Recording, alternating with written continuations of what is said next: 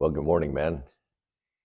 It's March the 11th, and so we turn to the book of Proverbs, chapter 11, for God's daily dose of wisdom. And verses 24 through 26 jumped off the page today, and they read like this. There's one who scatters, and yet increases all the more. And there is one who withholds what is justly due, and yet it results only in want. The generous man will be prosperous, and he who waters will himself be watered. He who withholds grain, the people will curse him, but blessing will be on the head of him who sells it. What's he talking about? Well, he's talking about a contrast of principles. In Proverbs chapter 11, it continues along the same vein as Proverbs 10 in terms of contrast and compare between the righteous and the wicked, the diligent and the lazy, the prudent and the imprudent. And in this particular case, it's about the person who is generous and the person who is stingy, the person who withholds. There's one who scatters. That word scatters literally means to distribute. It's the same word that God used when he said he would scatter his nations, or he would scatter Israel among the nations. It's the same word that's used when it says he will strike the shepherd and the sheep will be scattered.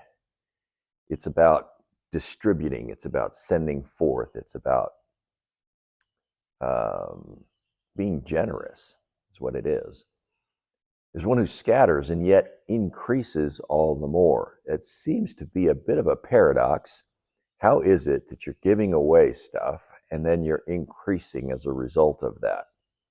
Well, there's the contrast with there is one who withholds what is justly due and yet it results only in want.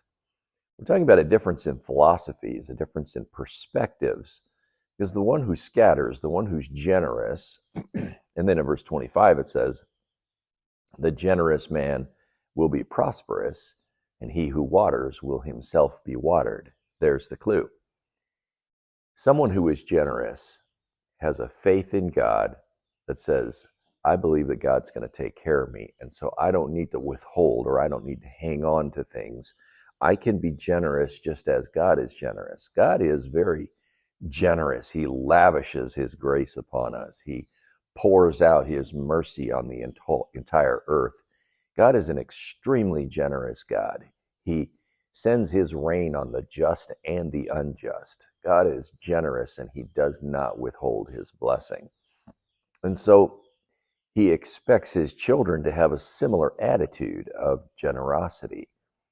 And in fact, it's a principle that we talked about earlier in the tithe when he says to test me on this, to bring the whole tithe into the storehouse and test me on this. It's the only place in the Bible where he says to test him. It's in Malachi. And he says, if I will not open the windows of heaven and pour out a blessing until it overflows. He's talking about being generous with God. Not that he needs anything, but because it is a blessing for us. And this principle that he's talking about here in Proverbs chapter 11 is along the same vein. It's about being generous with other people. And the practice of generosity exhibits a trust in God, because the person who is generous says, I trust that God is going to meet my needs. I don't need to try and control what I own, because God is in control of it and God is going to take care of me. And so a pastor once told me to hold loosely to the things of this world, not to be so controlling and so forth that I think that I need to hang on to things. Now it's interesting too, God's economy is different than man's economy. In man's economy, when you make an investment in something, you expect to receive something back from that investment. In God's economy, when you distribute, when you're generous, when you're trusting in the Lord for meeting your needs, it's not necessarily going to come back from the same place. In God's economy, he's going to bring blessing from unexpected places. And that's also a part of this whole idea of trusting God with our possessions. Because as we are generous with our possessions, then the blessings are going to manifest themselves in unusual and different ways.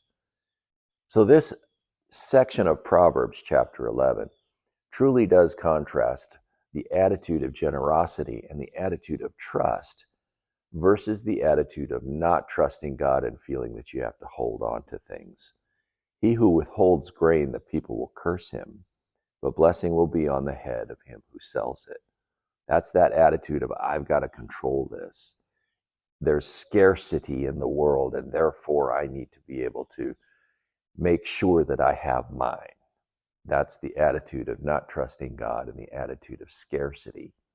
And that's not the kind of attitude that God desires for us to have, because he is a gracious, loving, heavenly Father who has our best interests at heart and will always take care of us. God bless you, my brothers. I love each and every one of you. I'm excited for the guys who are on their weekend. Starts day 2 today, and it's going to be exciting. We are continuing to pray for y'all. And God is going to do mighty, mighty things in all of your lives for the men who are on the weekend.